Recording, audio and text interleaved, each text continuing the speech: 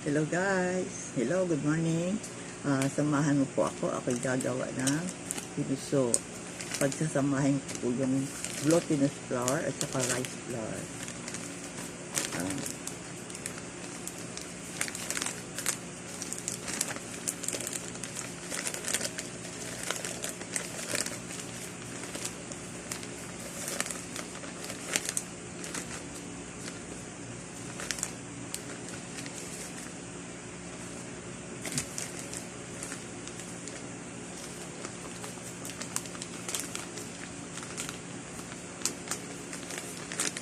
Palit ano to? Pagka half kilo. Yung rice flour at saka glutinous pagka half kilo. Halo-haluin lang natin.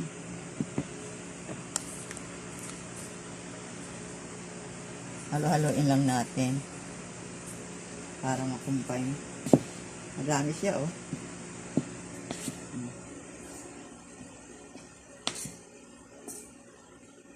Dami niya. Tapos lalagay natin yung aking nilutong buko. Ina-arnebal ko to.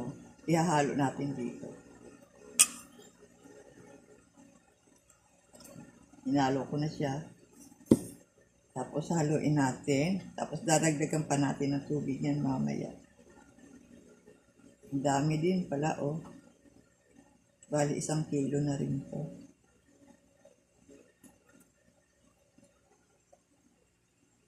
Dadagdagan natin siya ng tubig.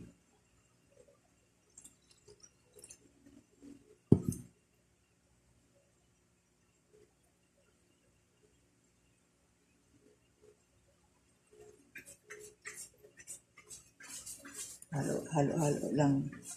Hanggang sa makuha natin yung texture.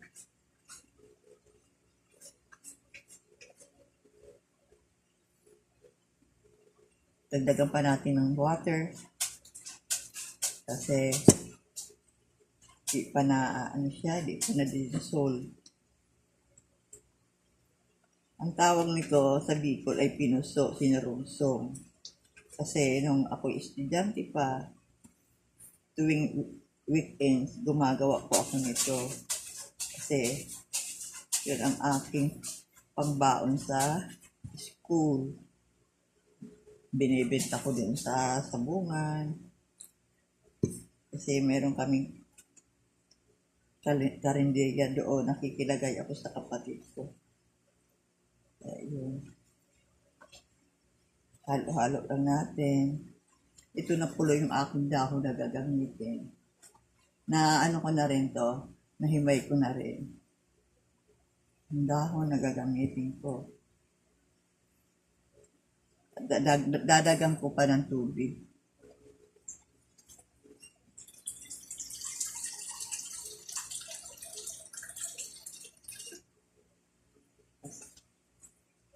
Hindi pa rin kasi siya masyado pang malapot. Kaya dadagdagan ko pa siya ng tubig.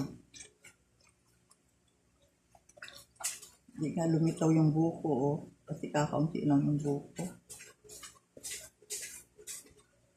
Halo-haluin lang natin hanggang sa ma-dissolve. But pa kasi masarap sana pag maraming buko.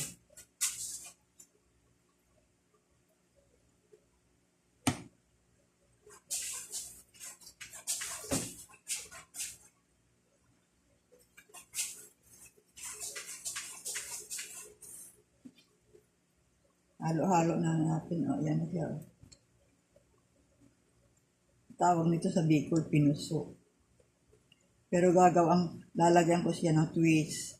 Lalagyan ko siya ng chocolate flavor. Ito ilalagay ko, chocolate flavor. Lalagyan ko siya ng chocolate. Para naman magkaroon naman ng twist. Kapang dagdag ding yun. Lasa. Yan. Pwede na yan kasi medyo malapot na. Lalagyan ko po siya ng chocolate. Ayan. Lalagyan ko siya ng chocolate. Di ba? Para magkaroon siya ng aroma. Kasi sobra na din tamis to. Eh, hindi ko na pwede dagdagan ng maraming chocolate kasi yung ginawa kong chocolate sobra na tamis. Eh, meron na din sugar yung aking buko. Inano ko na rin, linuto ko na rin yung sa sugar. Ayan, oh, tingnan niyo po, oh. Kasi bata ang kakain din nito, mga apo ko. Kaya hindi ko dinumihan ang buko. Baka ako hindi nila kainin pag may buko.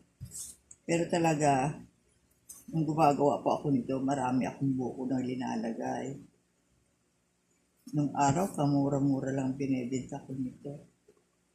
Wala pang piso. Ang lalaki pa. Ang ganda ng kulay, tingnan nyo, oh. Ganda ng kulay, oh. Diba? Babalutin natin to. Pero halo-haloin natin muna siya ngayon.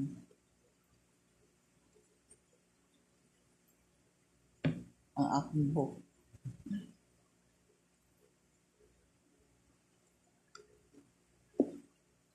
Titikman ko lang kung tama na yung tamis. Matamis na nga siya. Pero kulang siya sa chocolate. Dadagdagan ko siya ng chocolate.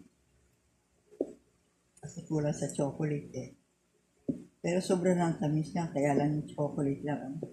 Hindi dadagdagan ko lang po siya. Ng isang takal na ganito.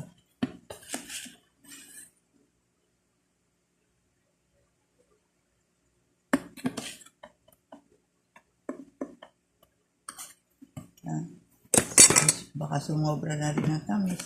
Kaya lang nakulangan po ako sa chocolate. Ang pinuso talaga, wala naman talagang chocolate na hinahalo. Kaya lang, para naman iba ang panglasa ng kakain, lalong-lalo na mga apo ko ang kakain ito kasi di pa naman nila ito kabisado kainin. Kaya sabi ko, lalagyan ko lang ng chocolate para mayroon naman twist. Ayan. Ito na, pwede na itong natin. Pwede na natin balutin to. Yung ganito, pwede na po ito balutin. Pakita ko lang po sa inyo kung paano ho magbalot.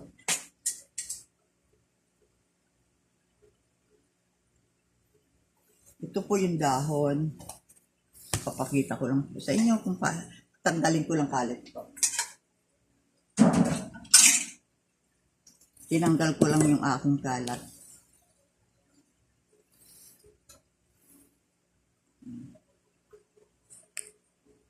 Pakita ko lang sa inyo kung paano ko binabalot yung pinuso. Punasan natin muna. Ganito po yun, oh. Yung dahon, i-roll natin ganito. Ganito ang pag-roll. I-roll natin yan para yung dulo po at para magkaroon po siya ng black. Para hindi po siya tumulo. Yan. Tapos, lalagyan na po natin siya.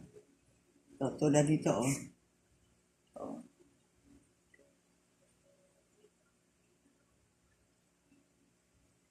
Yan. Siguro mga dalawang ganito. Kasi, paano pa to ma-expand po to.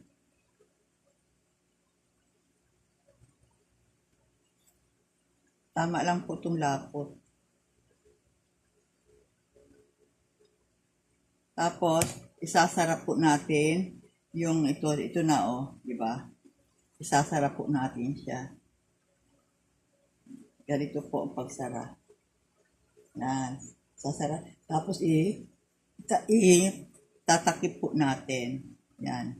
Ganyan, oh. Yan ang tinatawag na pinuso. Diba po? Gagawa pa tayo ng isa. Madali lang po yun. Basta Tapos lalagyan natin uli.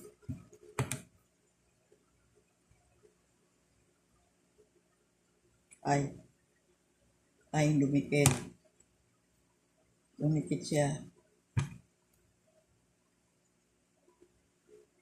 Lumikit siya.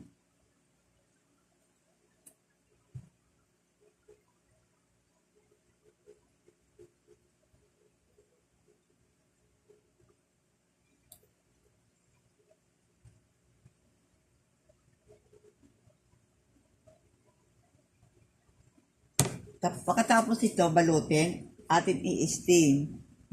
Sara na natin, oh. Diba? I-steam natin siya. Siguro mga 30 minutes or least more than 30 minutes. I-steam natin siya. Di ba? O sige, dito na po nagtatapos ang aking vlog. Pinakita ko lang sa iyo kung paano balutin yan. O. Mamaya pag nabalot ko, ipapakita ko na po sa iyo ang kabuunan po hanggang sa ma-steam po siya. Maraming salamat po sa panunood kung paano po ako gumawa ng pinuso. Bye-bye yo. Bye. Spread love po tayo in kindness. Bye-bye.